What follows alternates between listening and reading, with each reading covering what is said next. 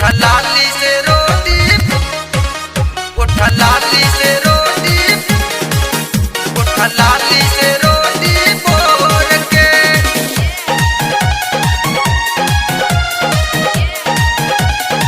Avantika Music, MM Studio, Gorakhpur. कौन सवतिया मरले बमतिया रतिया आवेला देर से। कौन सवतिया मरले बमतिया रतिया आवेला देर से। सुनी खाला बलमुआ करा उठ लाली से रोटी बोर के। सुनी खाला बलमुआ करा उठ लाली से रोटी बोर के।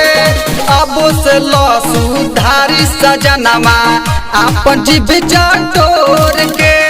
अब से लसु धारी सजनमा आपन जीभ चटोर के। सुनी खाला बलमुआ करा उठ लाली से रोटी बोर के। सुनी खाला बलमुआ करा उठ लाली से रोटी बोर के।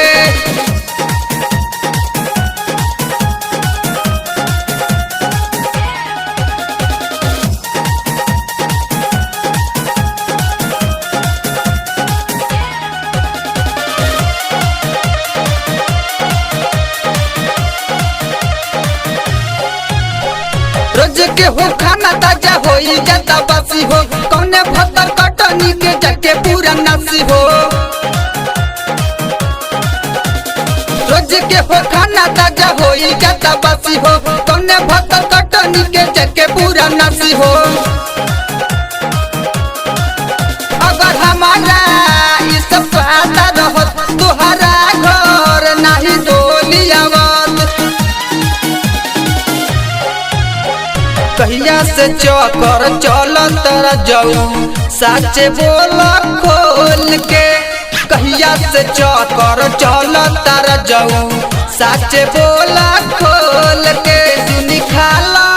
सुनी खाला बलमुआ करा उठ लाली से रोटी बोर के।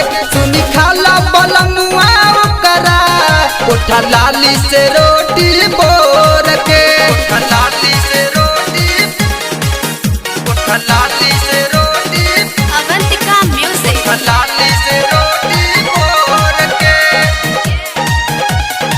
MM Studio, Gorakhpur.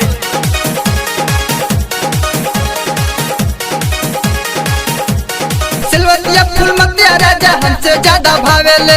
एही से याद हमर नाही तो हे आवेले। सिलवतिया फूलमतिया राजा हमसे ज्यादा भावेले। एही से याद हमर नाही तो हे आवेले।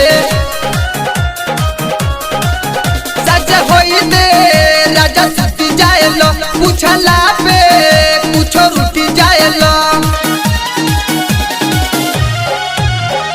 उननी में माजा कौन बराजा साजा देला छोड़ के।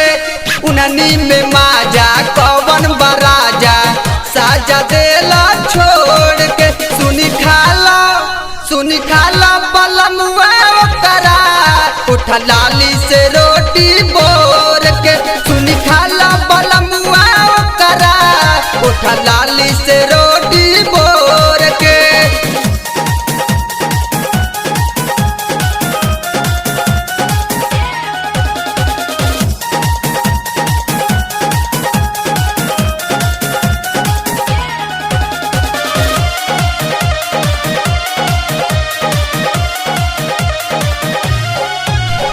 चैनपुर के लेखक याद अरविंद के बताइब हो। संजय लाल बहादुर सत्यम छोटू के सुनाइब हो।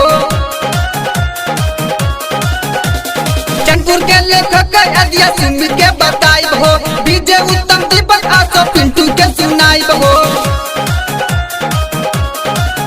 राजा राम मजीद है रंगवास हो खूब समझाई है। गायक अजय कुमार जानी जे बतिया गाय दी जाई के जोड़ के। गायक अजय कुमार जानी जे बतिया गाई दी जाए जोड़ के सुनी खाला बलमुआ करा उठ लाली से रोटी बोर के सुनी खाला बलमुआ करा उठ लाली से रोटी बोर के कौन सवतिया मरले बमतिया रतिया आवे देर से कौन सवतिया मरले बमतिया रतिया आवे देर से सुनी खाला बलमुआ करा उठ लाली से रोटी बोर के सुनी खाला बलमुआ करा उठ लाली से रोटी बोर के सुनी खाला बलमुआ करा उठ लाली से